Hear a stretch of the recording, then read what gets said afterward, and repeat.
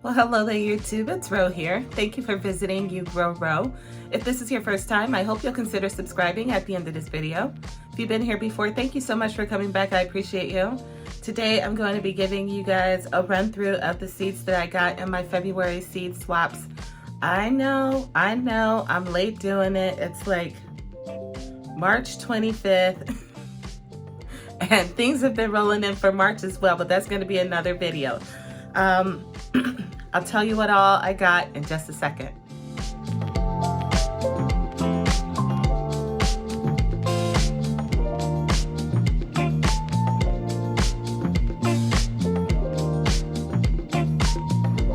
Okay, so February was a crazy month for me where seed swaps were concerned.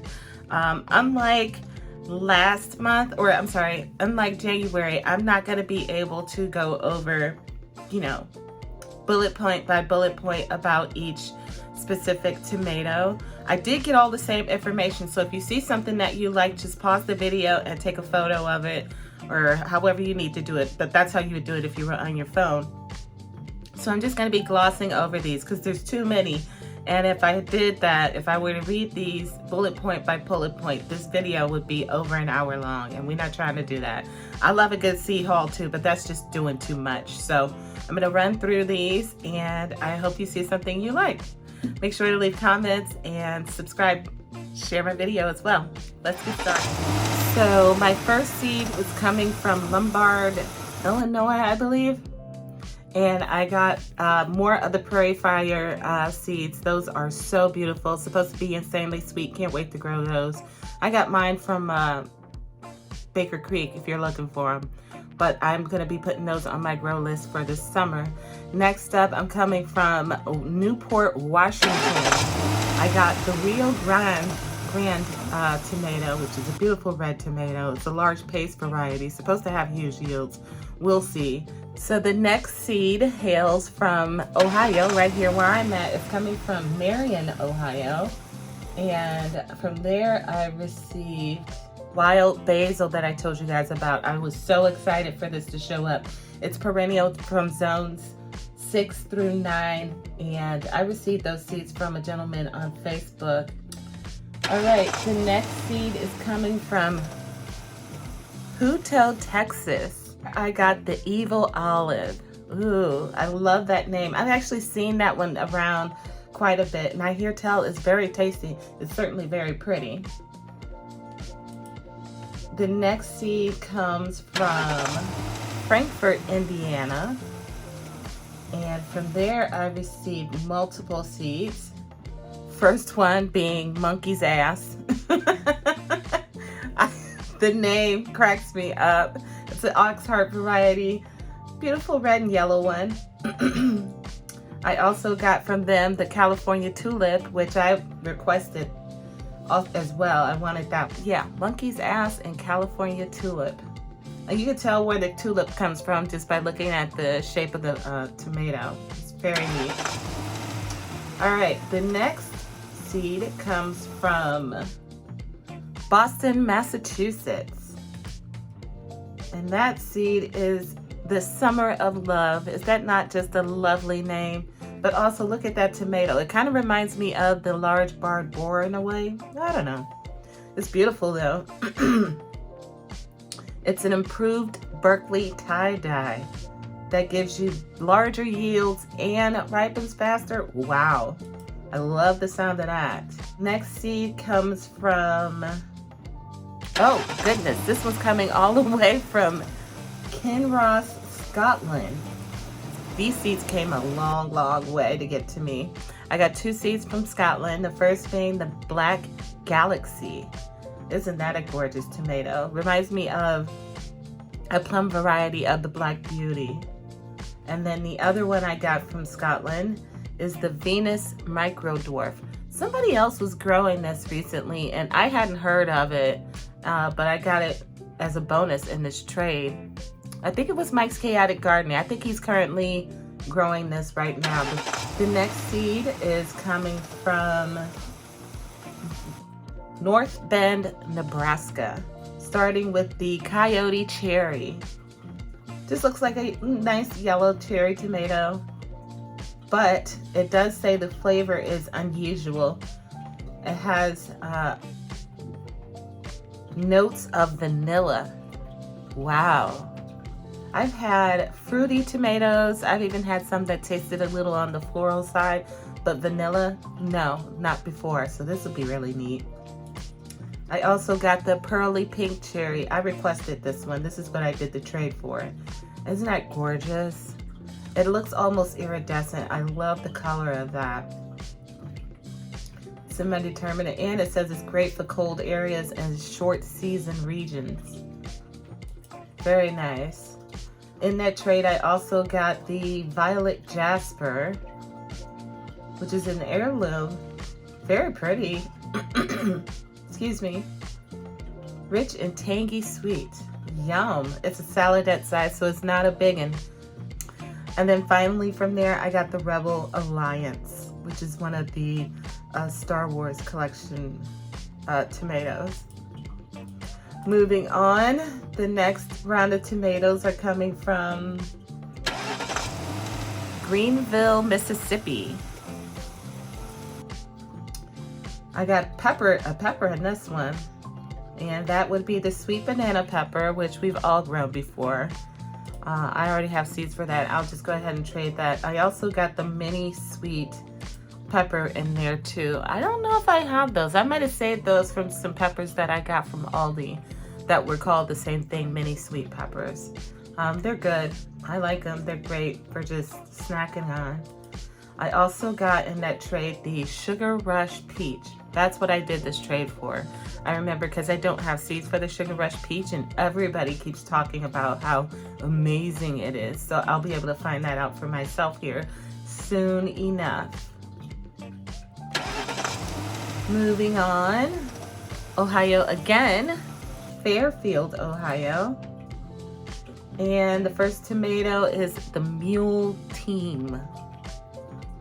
Meaty and produces continually until frost. It sounds like it's a workhorse of a tomato, doesn't it? With a name like Mule, I'm not surprised by that. There is also Henderson's Windsall. Slicing tomato, excellent flavor, mildly sweet, hint of tartness. There is the Tennessee Britches. This is what I did, one that I did the trade for. I love the name, number one, but look at that. Oh my goodness, it's a beefsteak, obviously, and it is gorgeous. I also got the big orange tomato seeds in there. These are fruits that are regularly 1 pound per piece. That is huge. And then I got the Old German, which I had never heard of. It too is an heirloom. And this one routinely weighs in at over 1.5 pounds. Wow. Very cool. I love that mottled color inside the tomato. That's gorgeous. Next round of tomatoes are from Andover, Massachusetts. I got the Merrimack Wonder Bell. So this one, I'm gonna read this one. This one's 60 days to maturity, which is like crazy. It's a pepper. And then it was developed by the University of New Hampshire during World War I. And it has the ability to set a crop in cool weather. Whenever I saw this, it was touted as the cool weather pepper. Somebody was telling me about it in a Facebook or the swap group or whatever. And I was like, oh my God, I gotta get my hands on it. And that person said, well, wouldn't you know, I happen to have some. What do you have to trade? So I gave up everything I could to get my hands on these seeds. I think that is so awesome. And it says here, it is regionally adapted to northern United States and has excellent yields. Remember me saying in my last video that I did on what peppers I was gonna grow, that things were probably gonna change? This is one of those peppers that's gonna make that whole list change. I have got to grow that this year. I love a bell, but a bell that will last in the cold of Ohio for a little bit longer, I gotta see how well this will do. Moving on, I got the Brazilian Gilo eggplant. Not an eggplant girl, but it came with the swap. And then I got the Turkish orange eggplant, which is really cool looking. It almost looks like a tomato to me. But again, I don't need eggplant, so I'll probably just trade those in a swap. Also in that trade, I got seeds for lamb's ear. I had lamb's ear all over the property at the last place that I was at. And I even brought some plants with me. They survived 1 year, and then the second one, they didn't come back. So I'm gonna try growing it from seed this time around. Next up, I got some jewels of opar. What exactly is that? A relative of purslane. Succulent leaves used as a spinach alternative. Grows in sun or part shade. Tolerates poor soil. Perennial zones 8 and up. Interesting. Okay. Jewels of opar.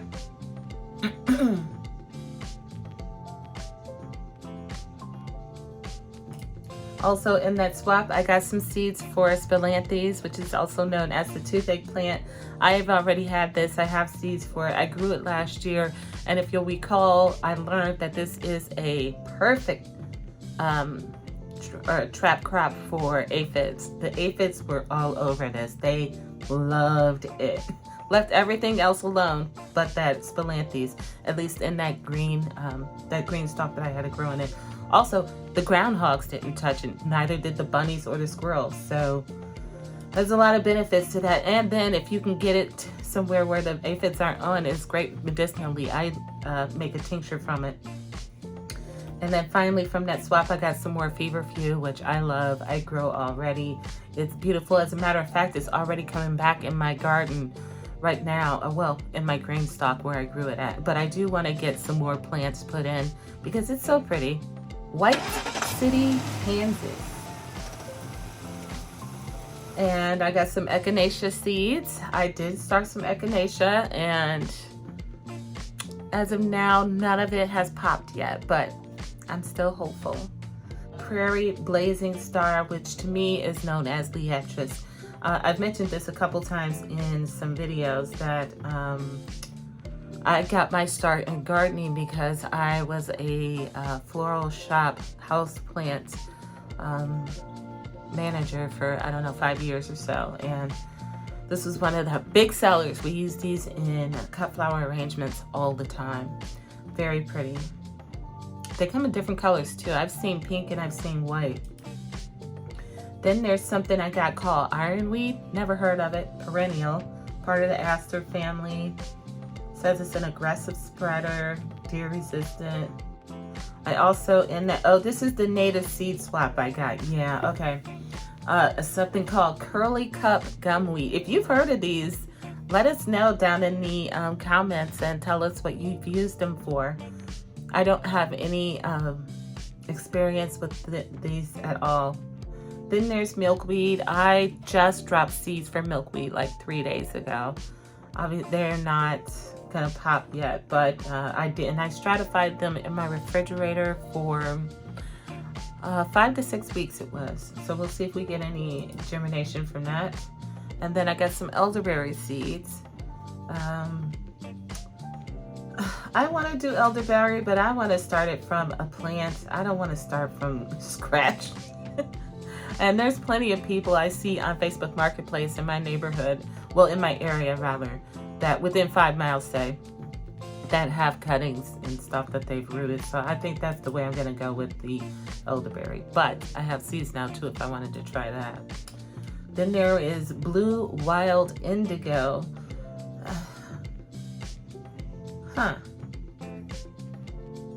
It says here it's a member of the pea family. And you hold it in your mouth to treat toothaches. I guess you don't swallow it because it can be toxic. I got seeds for the white yucca. Oh, I love white yucca. It's huge. It gets enormous. This would be something I would put in my front yard, but I'm not going to start that anytime soon because it's, like I said, it's enormous, and I don't know what I want to do with my front yard as of right now. I put some more bulbs out and we'll see how that goes. Okay, we got seeds coming from Scott, Louisiana. I got the Amana orange, which I already had seeds for. I haven't grown it yet. It's an heirloom beefsteak. I'll just trade these out. I have a whole pack. The orange banana didn't have those. Sweet tart flavor. Those banana tomatoes look so fun to me. I don't mind an orange tomato. I just won't grow a lot of them in one seed. The Thai pink egg. It's an heirloom. High yielding, crack resistant, has an extended shelf life, stores well, indeterminate. I just heard good things about it, so I wanted to get that in my repertoire as well. Moving on, seeds coming from James Creek, Pennsylvania. The Get Stuffed. I have seen this one around for a while now. I didn't have it. It comes in different colors too. It's not just this one. They have a yellow stuffer and there might even be a white stuffer, I think. But yeah, you can see why they call it a stuffer, because it's the cavity is pretty empty, like you would see on a bell pepper. Then there's the Stone Ridge. Look at this thing. That looks massive. I think the word bulbous is a great description of that. Moving on, brown sugar berry. Ooh, that looks so cute. All semi-sweet, rich flavor with just a bit of acid. Yum.